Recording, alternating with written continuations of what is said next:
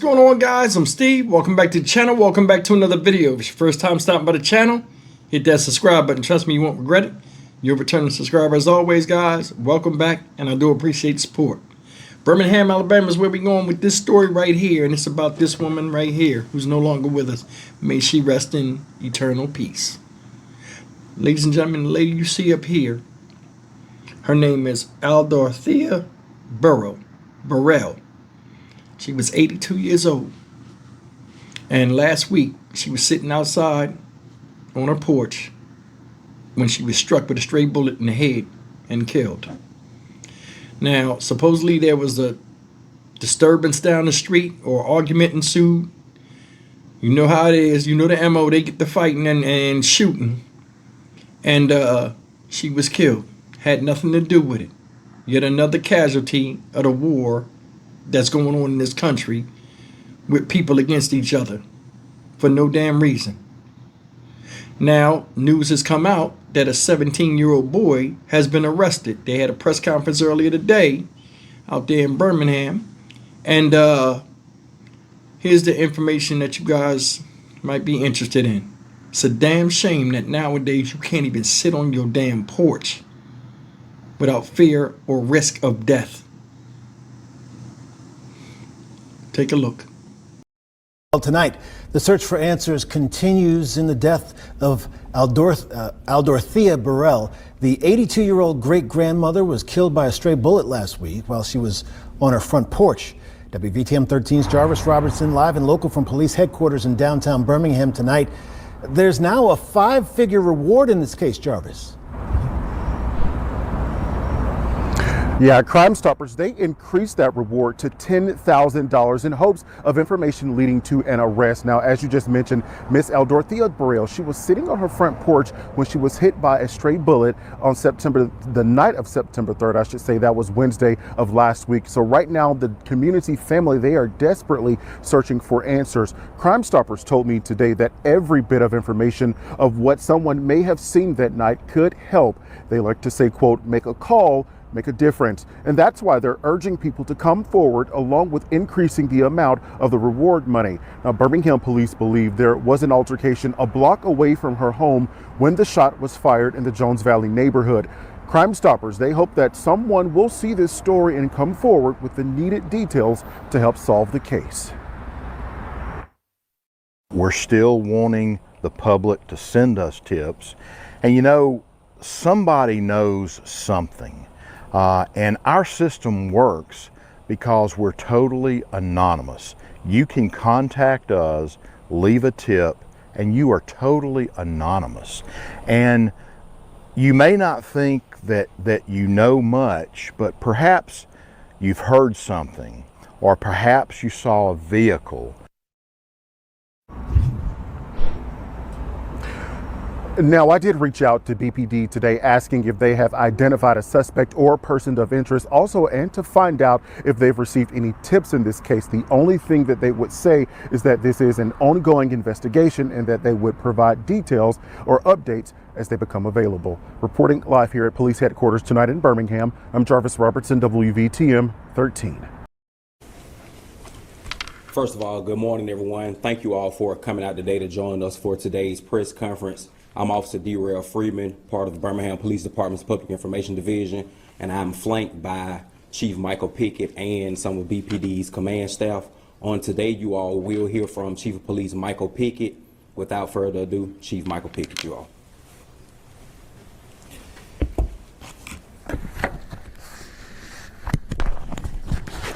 Well, good morning. Well, actually, yes, we're still morning. Good morning, everyone. I'm Chief Michael Pickett, and I serve as the Chief of Police for the Birmingham Police Department. Today, I want to start by simply saying, we got him.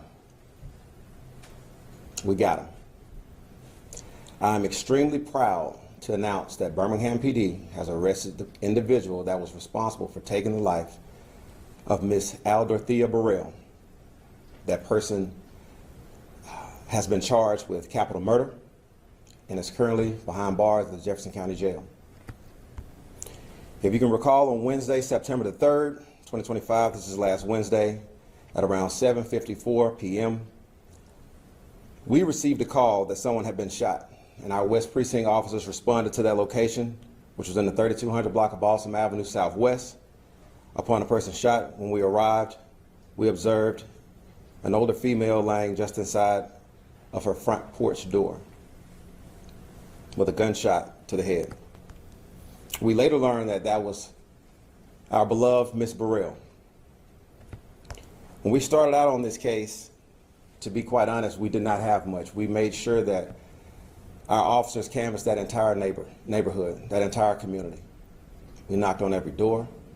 We looked at every piece of evidence we could have possibly found that could have possibly been left, and we honestly did not have much at all. Last Friday at 6 p.m.,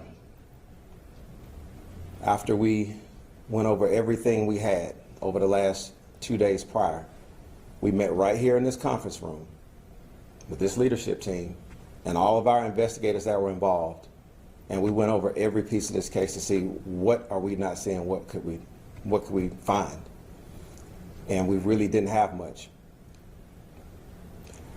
But at that time, I had asked our detectives, and especially the lead detective, to try a different approach, something that we had never done. We analyzed all of our technology. We essentially looked at every single detail with a different strategy, with a different approach, and everything I asked this young man and that investigative team, they walked it down. And before you knew it, some of the pieces of the puzzle started to come together. That being said, we're extremely proud to announce that that person is no longer walking the streets. Yes, I know I said in the previous press conference that I did not want that person to be able to enjoy a weekend. While that person did get a weekend in, we kicked it in high gear to ensure that that person was behind bars before Ms. Burrell's family laid her to rest. As you all know, or may not know, her funeral is this afternoon. I had the opportunity to speak with her daughter just a short time ago to advise her that the person that was responsible for her mother's death and their beloved family member's death is in custody now. And I will say that we will continue to investigate any parties that were involved, affiliated, assisted in any way. And we will also be arresting them as well if the investigation leads in that direction. So that being said, I'm extremely proud of our detectives. I'm extremely proud of the leadership team that you see here, because it's a collective team, and some you don't see here on our leadership team. We all pushed and worked and helped and guided and assisted our arrest teams and our detectives to make sure that this person was off the street. And make no mistake, we use this intensity with every single homicide that occurs. Every single week, all of us sit down, this leadership team sits down, and we go over every homicide that has occurred this year, including that first homicide we had with the Domino's, Mr. Burpo, who was at work. It is our intent to lock up every person that murdered someone in this city. But today, I will say that we're extremely proud, because we know that the impact that this had on our community, with a great grandmother being killed, and we were not going to rest until this person was behind bars, and we're very proud to say that we got them. Very appreciative of our partners. We did have Jefferson County Sheriff's Office assisting us with the canvassing, and we had the FBI assisting us with analyzing data. We do appreciate our partners. We had another agency that assisted us while we were doing the apprehension. So we're very, very thankful for everyone who assisted us. We're thankful of the community for their patience. We're thankful for the community for communicating with us any possible leads that they thought they saw, because every little bit assisted. And lastly, to the Burrell family, I truly sympathize for you all. No family should ever have to endure this type of heartbreaking tragedy with essentially what was a matriarch of their family. So I sympathize with you all, and Birmingham PD sympathizes with you all. But I hope this is a testament to what our efforts are and how focused we are how locked in we are. And the city of Birmingham will never bow to violence. Not today, not ever, because we're really and truly fed up. Thank you. Any questions? Can you tell us about the suspect, who it is? Can you tell us about the suspect, who it is? So, unfortunately, I cannot give a lot of details about the suspect because the suspect is a juvenile. So the suspect currently is protected by the protection level that's in place for juveniles, our youth.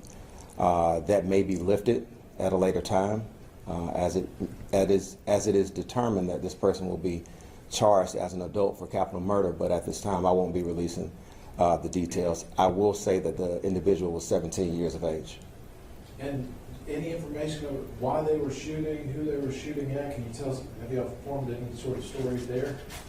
Well, as stated before, we do believe that there was some sort of argument or dispute that was going on. And again, it's still under investigation right now, so we will limit some of the details, but we're fully aware of the parties that were involved, and we're looking into it right now. Did community input or anything like that assist in y'all's investigation at all? No, a lot of times it does, but in this case, it was the sheer strategy of the police department. We tried something new that we had not done before, and it worked. It worked well. So there's no homicide that is the same. So you have to be creative and innovative and thinking of different ways to analyze information and different ways to narrow things down to get to the right person.